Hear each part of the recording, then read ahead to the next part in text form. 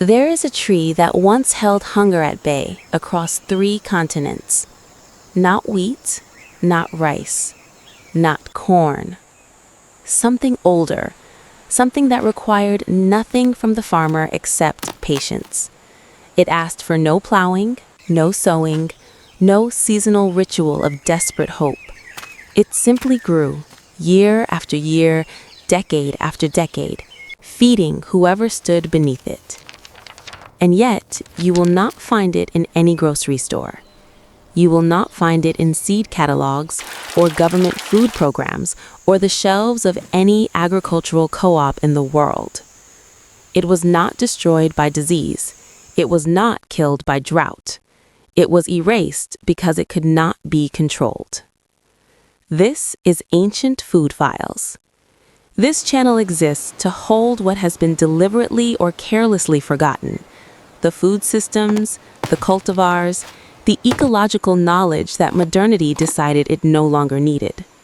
If you have found your way here, consider subscribing. Not for content, for the record. Someone should know these things existed. Now, open the archive. The tree is the breadfruit, Artocarpus altilis. It originated in the islands of the Western Pacific, in what is now Papua New Guinea, in the Federated States of Micronesia, in the outer reaches of the Malay archipelago, where warm rains come without invitation, and the soil holds heat like something living. The people of these islands did not discover breadfruit. They cultivated it. Over thousands of years, through a practice so patient and so deliberate, it bears little resemblance to anything modern agriculture understands. Pacific Islander communities selected and propagated breadfruit varieties the way some cultures built cathedrals, slowly, across generations, with an understanding that the work was not for them alone. In the oral traditions of the Marshall Islands, breadfruit is not a crop, it is a gift from the ancestors. There are chants that name individual trees. There are genealogies that track not only human lineages, but the lineages of the trees that sustain them. In Hawaiian tradition, the breadfruit tree, called ulu, is bound to the story of Ku, the god who transformed himself into a tree to feed his starving family. The legend does not present this as metaphor, it presents it as instruction. These are not folklore, they are memory systems, and what they remember is this: breadfruit has been feeding human beings for at least 3,000 years. The tree itself is an argument against scarcity. It grows to 40 feet or more. Its leaves are broad and deeply lobed, dark green on the surface, pale and rough beneath, sometimes reaching 2 feet across. The fruit is large and round, sometimes the size of a human head. The flesh inside is white and starchy when unripe, dense and filling, almost bread-like in texture when cooked. A single mature breadfruit tree produces between 200 and 800 fruits every year, for 50 years or more, without replanting, without fertilizer, without exhausting the soil. In many places, it actually improves the soil. The canopy prevents erosion, the leaves build organic matter, the roots stabilize the land. Breadfruit is not a crop in the way modern agriculture understands crops. It is infrastructure, a decision made once by one generation that feeds the next 10. When the first Polynesian voyagers sailed into the Pacific, navigating thousands of miles of open ocean using stars, currents, and birds, they carried breadfruit with them. Not seeds. Seeds are unreliable. Breadfruit grows from root shoots and cuttings, so they carried living trees, wrapped in wet cloth, packed into the hulls of outrigger canoes alongside everything a people needed to begin life again somewhere new. That choice tells you everything. Breadfruit was not emergency food, it was civilization. In 1769, the naturalist Joseph Banks encountered breadfruit in Tahiti during the voyage of James Cook. Banks noted that a single breadfruit tree could produce more carbohydrate nutrition than an acre of wheat, with only a fraction of the labor.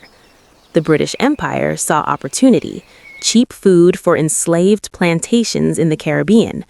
In 1787, the ship HMS Bounty was sent to collect breadfruit plants and transport them to Jamaica. 2 years later, the crew mutinied. The plants were thrown into the sea. Breadfruit did not fail in the Caribbean. The system failed breadfruit. It arrived as plantation food, meant to feed enslaved workers on sugar estates. Because of that association, the fruit was rejected, not because it lacked value, but because it carried the memory of oppression. When emancipation came in 1834, breadfruit was abandoned wherever people had the choice. This is how foods disappear, not through failure, through history. Breadfruit also failed to fit the new global food economy. Grains like wheat, rice, and corn could be dried, stored for years, shipped across oceans, traded on commodity markets. Breadfruit cannot. It spoils within days. A tree that feeds people for 50 years without needing to be replanted cannot easily become a product. It belongs to whoever stands beneath it. And so the world moved on. But the knowledge was never truly lost. The tree kept growing, in yards, along roads, in quiet gardens across the tropics. It continued producing fruit, waiting. The breadfruit did not need to be rediscovered. It only needed us to stop looking away. And that is why ancient food vials exists, to remember the foods that fed civilizations long before modern systems replaced them. If you believe knowledge like this should be preserved, subscribe, not for the algorithm, but because someone should be keeping count of what we still have. Sources video. Ragone, 1997. Breadfruit. Artocarpus altilis, Parkinson, Fosberg, International Plant Genetic Resources Institute, Rome. The foundational scientific monograph on breadfruit biology, cultivation history, and genetic diversity. Jones, A.M.P., Ragone, Tavanna, N.G., Bernatas, D.W., and Murch, S.J., 2011. Beyond the Bounty, Breadfruit, Artocarpus altilis, for Food Security and Novel Foods in the 21st Century. Ethnobotany Research and Applications, 9, 129-149. Zarega, N.J.C. D.